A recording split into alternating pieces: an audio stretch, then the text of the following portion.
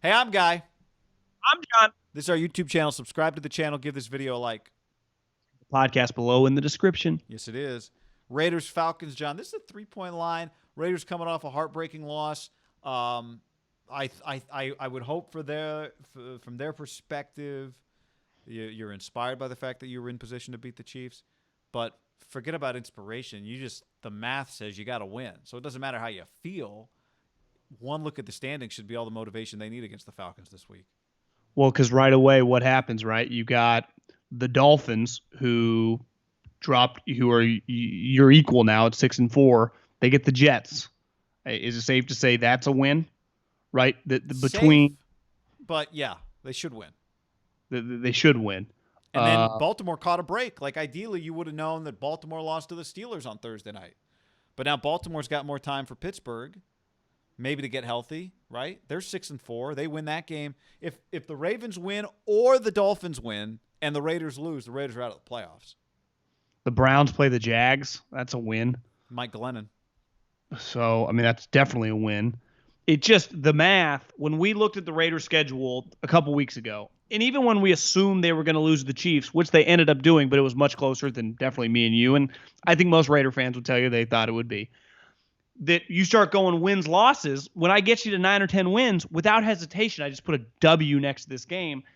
And it does show you, like, as I think about it, the Raiders are the better team. They have the better coach. They have the better players. They're a more buttoned-up operation. But, like, they're not this franchise that just has proven a lot to just go, oh, yeah, they just fly, 4.5 hours. I guess I was going to say 5, but it's probably a little shorter from Vegas. 4.5 hours, 4 hours, 45 minutes, dominate a 10 a.m. kickoff. Like, that is still, like, that's hard for the good teams. And the Raiders, I think, are becoming a good team, but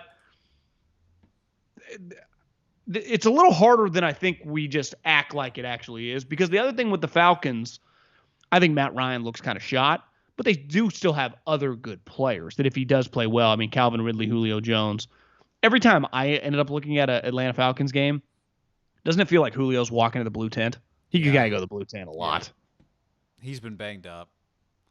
And I don't know. I feel like when I look at the league leaders for passing stats, I feel like Matt Ryan's name got accidentally left up there because he's always. I watch them; they look awful, and then he's third in the league in yards. Right now, it hasn't really translated. He's only thrown 50 for a guy third in the league in yards. He's only thrown 15 touchdowns.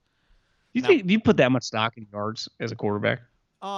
Well, it's yeah, not I nothing, put but stock in just what he's do down you, a lot. Yeah, to me, it just means what do your games look like? That's all.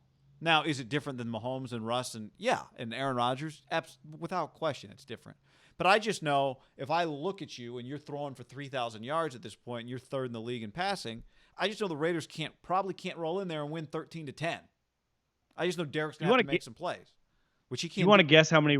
You want to guess how many rushing touchdowns Todd Gurley has this year? I'm glad you asked. I don't know. As soon as I read you Matt Ryan's touchdown number, I guessed the number's high, including the accidental touchdown in Detroit. I'm going to say he's got 9 touchdowns. He has 9 touchdowns. I mean, 9 touchdowns. I assumed when I realized when I saw that Matt Ryan everyone number. acts like he sucks. You're going to look. He's got 14 touchdowns. He's going to have. Remember how many touchdowns he had last year? He's going to have 30 touchdowns in back-to-back years when everyone says he stinks. I know. Now, he's not. He averages 3.7 yards a carry. He's not that productive, but he clearly, as a goal line back for the Rams and now these guys, scores fucking points. 9 touchdowns in a season is good. How's he not going to end up with 12 or 13? I had him on my DraftKings team the week he scored the accidental touchdown. It was such a. That was cool. It was such a. Oh yeah, I was thinking when you said the touchdown, he didn't get in. He actually got in. It was Chubb that stopped. He scored. Yeah. He wasn't. It was when the Lions kind of tackled him and he kept going. Yeah. But okay, even if he had hit the ground, that's 8, right? He scores points. We said it when they signed him. You're like, everyone acts like his bulky knee, but he was productive. So the point is this team, you don't approach this game properly. It's just there's a lot of elements here that can work against you. Now, I hope they're past it. And again, they're not 9-3. So this shouldn't be a problem this week.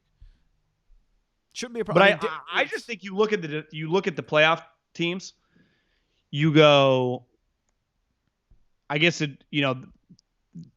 even if Indy or Tennessee, one of those two teams has to lose, they're going to be 7-4. The team that loses is 7-4. Right. Team that wins 8-3. So that's a 7-win team.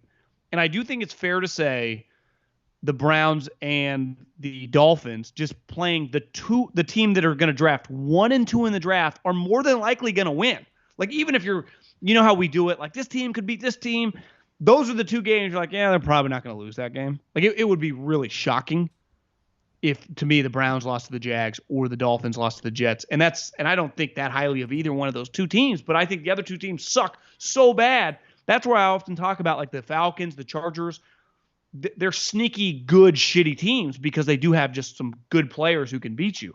Todd Gurley being a guy that just, like, you could look up and he has 2 touchdowns in the game, and Calvin Ridley has a touchdown. All of a sudden, you're tied 21-21 late in the third quarter. Yeah. Right? Yeah. Now, here's the The flip Jets side don't of have this. that ability. I guess is my point. And you play them next week.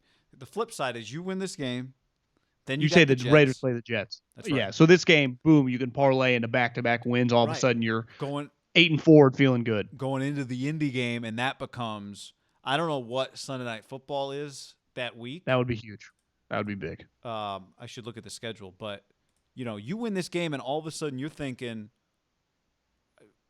you play the Chargers, you play the Dolphins, you play the Broncos. You think, could we win all of our games? Could we finish on like just a 6-game winning or like streak? 11-5? Yeah. Could we win 5 of 6 or win 6 teams. straight. Yeah, be the hottest team going to the playoffs. And not just that, if they do that, that means Derek looks like he looked against Kansas City. All of a sudden, it's like, holy smokes, like we've reached this next level that we've always thought we could reach. I think this game's huge for them, obviously, just because every game in the NFL, when you're a wild card team, matters. But when you just factor in your other teams that you're in the mix with, right? What's crazy is, like, you kind of see one team we haven't even mentioned because the game got delayed. If the Ravens lose, like, they're just going to start getting passed by the Raiders, the Browns. Like, they're just are the Ravens not going to make the playoffs? Might not. I thought I said early on they were a lock. I no longer think that. I no longer think that at all, just because the path. AFC. We've talked about the Browns before. We've talked about you could convince me the Ravens and the Dolphins miss, and the 3 teams are Tennessee, Indy, whoever doesn't win it, the Raiders, and just the Browns, as we've talked about before. Their schedule just sets up for them to win 10. And they just have an identity. Like, they just know what they got to do. They win games by 4 points, 6 points. They just know how to play. Yeah. Stefanski. Well, the thing with them is you got to win 10 games if you're the Raiders, because they probably will. Cleveland. Yeah. And Tennessee or Indy's going to win 10. Right. So, you got to win 10. But luckily, you win this game. I think it's fair to say the Raiders are going to be a 10-win team. Yeah. I'm with you.